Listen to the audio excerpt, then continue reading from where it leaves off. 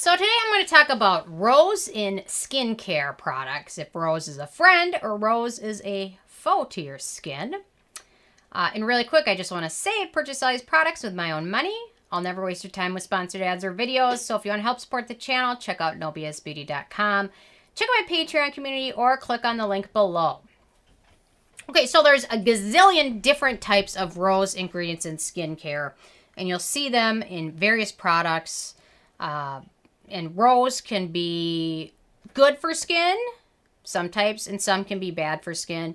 And some can be kind of neutral. And overall, a lot of rose ingredients have some good points to them and some possible negative points. And I will paste this entire list below for you guys because I have it spelled out in terms of each different rose ingredient and how they are for your skin and what they do for your skin, and if they're something that's generally irritating or something that's generally good, because there's a gazillion different ones. And just briefly looking through my own products, I could find tons that have different types of rose in them. And some of these products I really enjoy, and some of them not as much. So there's so many. So rose ketones typically are a fragrant type of rose that's a lot of times just used as a perfume or in perfumes. And if you see it in a skincare product, especially if it's close to the top, it's probably something to avoid, especially if you have sensitive skin.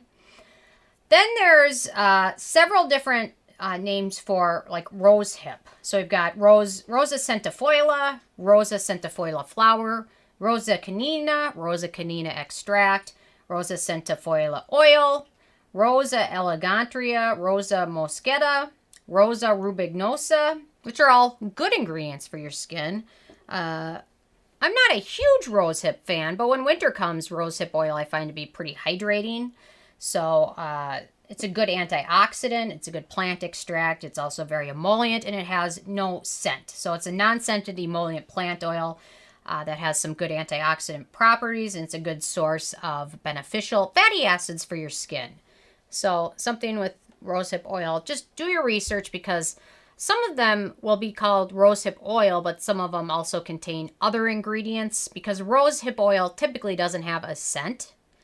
And if you have a rosehip oil that has a strong scent, check your ingredients, because it might not only contain the good types of rose, but it might contain some potential irritating ingredients. So do a little bit of reading beforehand. And again, I'll cut and paste this list because I know it's a lot to go through, especially when you're searching for products, because they can use a gazillion different names. Then if you see something like rose flower oil or rosewood oil or rose oil in and of itself, those are typically the fragrant portion of rose oil, which can be sensitive and sensitizing to skin. I believe the Good Molecules uses they've got Rosa Damascena Flower Water. One of these contained rosewood oil, but now I can't remember which one it was. Maybe it was this one. Rosewood oil. This one's got a few different ones, but anyway, so typically when you see rosewood oil or rose oil, it's going to be something that's very fragranced and very sensitizing to skin. No research has shown that it really has any benefits for skin. There are other components of rose that have some benefits, while also being potentially irritating. None of those have any real demonstrated benefits. So those are ones to avoid in general. Then we've got Rosa Damascena Absolute, which is also a fragrant form of rose. It has antioxidant and antimicrobial abilities, but the fragrant compounds of it might sensitize your skin. And that is a common one to see. Rosa Damascena, typically those are going to be a fragrance. And which one was it? Did I just read this one had Rosa Damascena? Yes. This one had Rosa Damascena Flower Water. And anyway, so when you see that, it's probably something to avoid, especially if you have sensitive skin. That Rosa Damascena Flower Water, also like the Rosa Damascena Absolute, can be both beneficial as well as potentially irritating because it's heavily fragranced. It's typically used for masking products, like masking the scent of other ingredients. It also has some skin conditioning and skin protecting abilities. It's a steam that's from the flowers of the Damask Rose.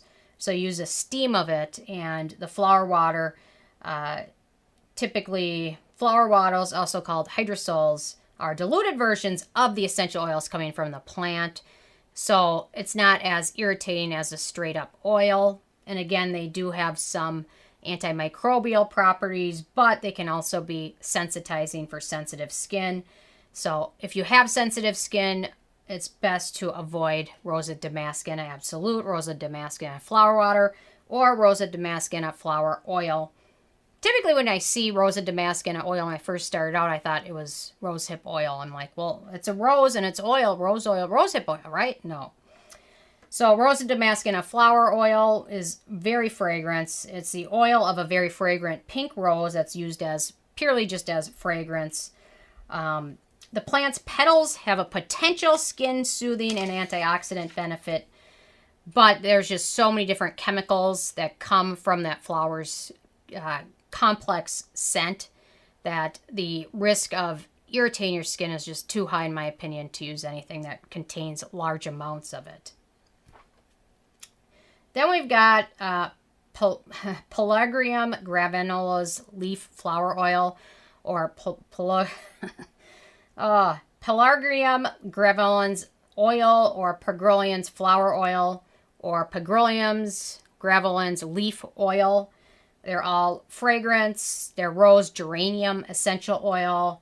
It's essential oil. It comes from the leaves and flowers of rose geranium. It has a nice scent that has a rose and a kind of a citrusy scent to it. But like most essential oils, while it does have some antioxidant and antimicrobial abilities, it is also the fragrant ingredients that have the potential to irritate your skin.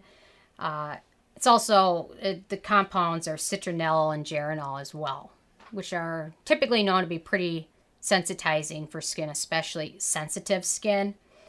Then we've got Rosa Damascena Flower Extract, which is just a good fragrant extract. So typically, if you see the rose geranium, it's typically going to be potentially irritating. If you see the Rosa Damascena, another one that's potentially irritating.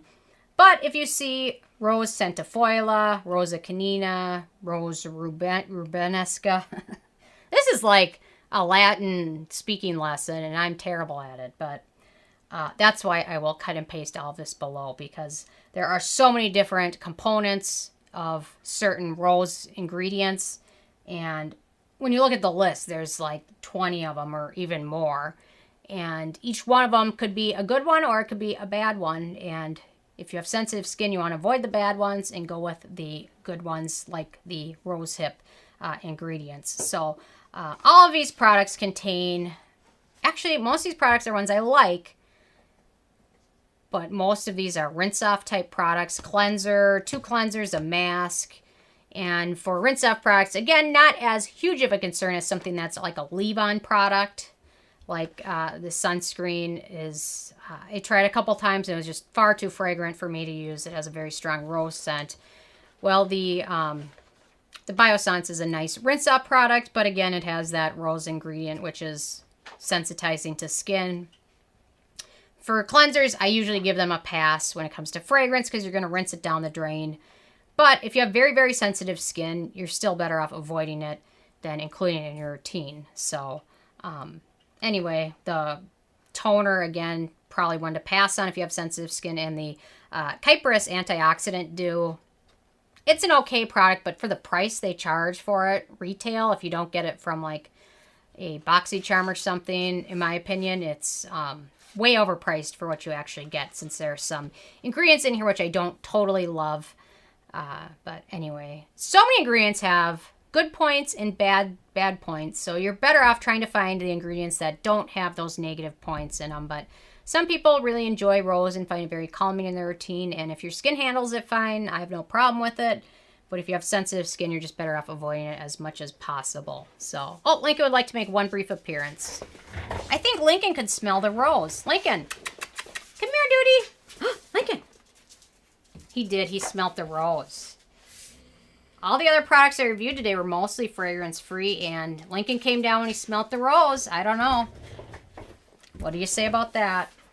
So anyway, I will cut and paste this list below because it can be handy, and then you don't have to do all the digging and researching it, because most of them are bad, but there's a few that are good, so you don't always want to negatively judge a product until you really know what's in it. So anyway, those are my thoughts on rose. Is it a friend or a foe? It's both.